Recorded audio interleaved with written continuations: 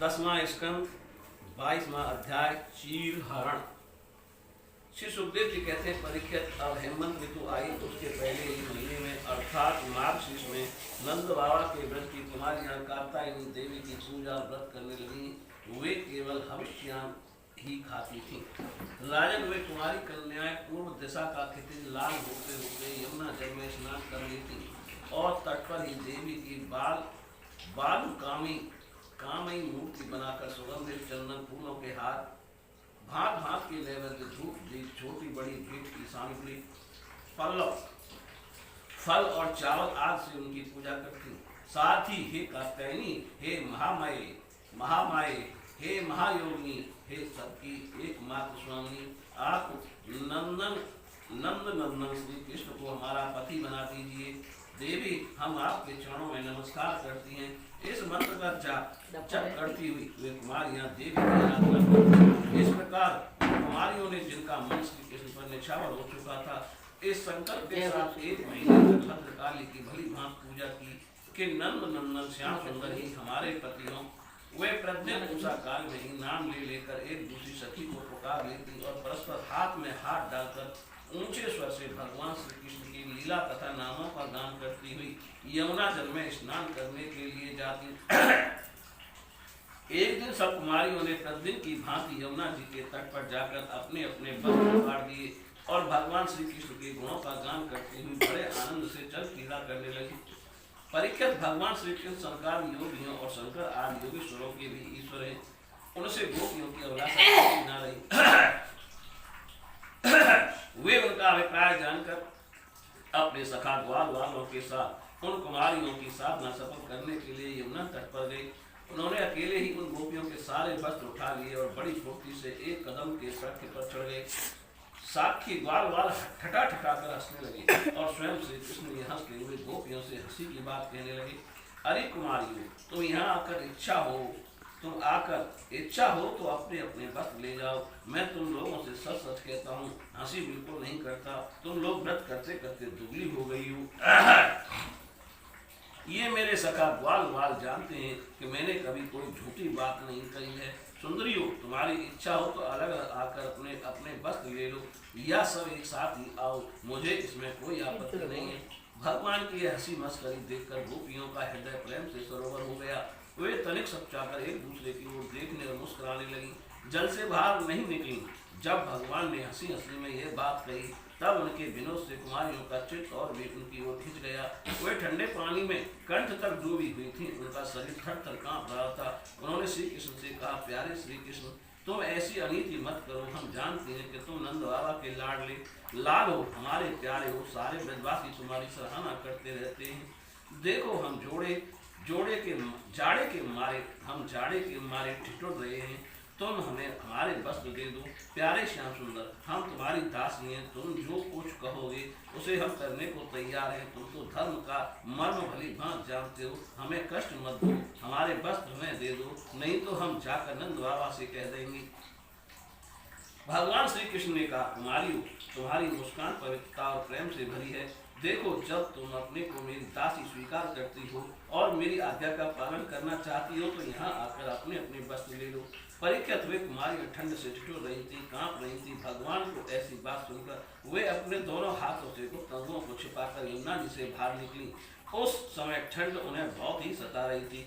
उनके इस शुद्ध भाव से भगवान बहुत ही प्रसन्न हुए। उनको अपने पास आई देखकर उन्होंने गोपियों के वस्त्र अपने कंधे पर रख लिए और बड़ी प्रसन्नता से मुस्कुराते हुए बोले, अरे गोपियों, तुमने जो व्रत लिया था उसे अच्छी तरह निभाया है, इसमें संदेह नहीं। परंतु इस अवस्था में वस्त्रहीन होकर तुमने जल में स्नान किया है। इससे तो जल के अधिष्ठात्र देवता वरुण का तथा यमुना जी का अपराध है। अतः अब इस दोष की शांति के लिए तुम अपने हाथ जोड़कर सिर से लगाओ और उन्हें झुककर प्रणाम करो। तदंतर अपने अपने वस्त्र ले जाओ। भगवान श्री कृष्ण की बात सुनकर उन ब्रज कुमारियों ने ऐसा ही समझा कि वास्तव में वस्त्रहीन होकर स्नान करने से हमारे व्रत में त्रुटि आ गई। अतः उसकी निर्विघ्न पूर्ति के लिए उन्होंने समस्त कर्मों के साक्षी श्री कृष्ण को नमस्कार किया, क्योंकि उन्हें नमस्कार करने से ही सारी त्रुटियों और अपराधों का मार्जन हो जाता है। जब यशोदा नंदन भगवान श्री कृष्ण ने देखा कि सब की सब कुमारियां मेरी आज्ञा के अनुसार प्रणाम कर रही हैं, तब वे बहुत ही प्रसन्न हुए। उनके हृदय में करुणा उमड़ आई और उन्होंने उनके वस्त्र दे दिए। प्रिय परीक्षा, श्री कृष्ण ने कुमारियों से छल भरी बातें की, उनका लज्जा संकोच छुड़ाया, हंसी की और उन्हें कठपुतलियों के समान नचाया, यहाँ तक कि उनके वस्त्र तक हर लिए। फिर भी वे उनसे रुष्ट नहीं हुई। उनकी उन चेष्टाओं को दोष नहीं माना, बल्कि अपने प्रियतम के संग वे और भी प्रसन्न हुई। परीक्षित गोपियों ने अपने अपने वस्त्र पहन लिए, परंतु श्री कृष्ण ने उनके चित्त को इस प्रकार अपने बस में कर रखा था कि वहां से एक पग भी न चल सकी। अपने प्रियतम के समागम के लिए सजकर वे उन्हीं की ओर नजीली चितवन से निहारती रही। भगवान श्री कृष्ण ने देखा कि उन कुमारियों ने उनके चरण कमलों के स्पर्श की कामना से ही व्रत धारण किया है और उनके जीवन का यही एकमात्र संकल्प है। तब गोपियों के प्रेम के अधीन होकर उखल तक में बंध जाने वाले भगवान ने उनसे कहा, मेरी परम प्रेयसी कुमारियों, मैं तुम्हारा यह संकल्प जानता हूँ कि तुम मेरी पूजा करना चाहती हो। मैं तुम्हारी इस अभिलाषा का अनुमोदन करता हूँ। तुम्हारा यह संकल्प सत्य होगा, तुम मेरी पूजा कर सकोगी। जिन्होंने अपना मन और प्राण मुझे समर्पित कर रखा है, उनकी कामनाएं उन्हें सांसारिक भोगों की ओर ले जाने मैं समर्थ नहीं होती। ठीक वैसे ही जैसे भुने या उबाले हुए बीज फिर अंकुर के रूप में उगने के योग्य नहीं रह जाते, इसलिए कुमारियों, अब तुम अपने अपने घर लौट जाओ। तुम्हारी साधना सिद्ध हो गई। तुम आने वाली शरद ऋतु की रात्रियों में मेरे साथ विहार करोगी। सतियों, इसी उद्देश्य से तुम लोगों ने यह व्रत और कात्यायनी देवी की पूजा की थी। श्री सुखदेव जी कहते हैं, परीक्षित, भगवान की यह आज्ञा पाकर वे कुमारियां भगवान श्री कृष्ण के चरण कमलों का ध्यान करती हुई जाने की इच्छा न होने पर भी बड़े कष्ट से व्रत में गई। उनकी सारी कामनाएं पूर्ण हो चुकी थी, वो पूर्ण हो चुकी थी।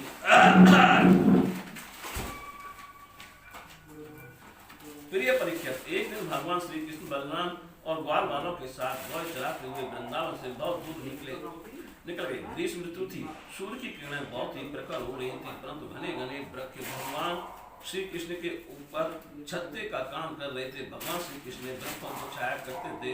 इस तो कृष्ण अंशु श्री दामा सुवल अर्जुन विशाल ऋषभ तेजस्वी देवव्रत और बरुथ आदि ग्वाल वालों को संबोधन करके कहा, मेरे प्यारे मित्रों, देखो ये वृक्ष कितने भाग्यवान हैं। इनका सारा जीवन केवल दूसरों की भलाई करने के लिए ही है। ये स्वयं तो हवा के झोंके, वर्षा, धूप और पाला सब कुछ सहते हैं, परंतु हम लोगों की उनसे रक्षा करते हैं। मैं कहता हूँ कि इन्हीं का जीवन सबसे श्रेष्ठ है, क्योंकि इनके द्वारा सब प्राणियों को सहारा मिलता है। उनका जीवन निर्वाह होता है। जैसे किसी सज्जन पुरुष के घर से कोई याचक खाली हाथ नहीं लौटता, वैसे ही इन वृक्षों से भी सभी को कुछ न कुछ मिल ही जाता है।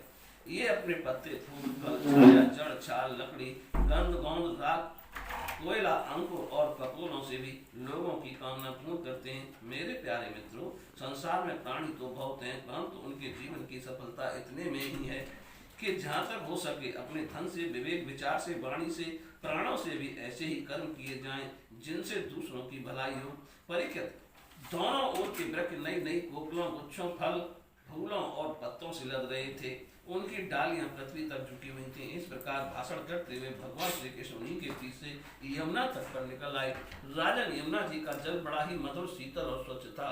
उन लोगों ने अपने गौ को पिलाया, उसके बाद स्वयं भी जी भरकर स्वाद जल का पान किया। परीक्षित, जिस समय वे यमुना जी के तट पर हरे भरे उपवन में बड़ी स्वतंत्रता से अपनी गौ चरा रहे थे, उसी समय कुछ भूखे ग्वालों ने भगवान श्री कृष्ण और बलराम जी के पास आकर ये बात कही। क्या कही? बोलिए श्री कृष्ण भगवान की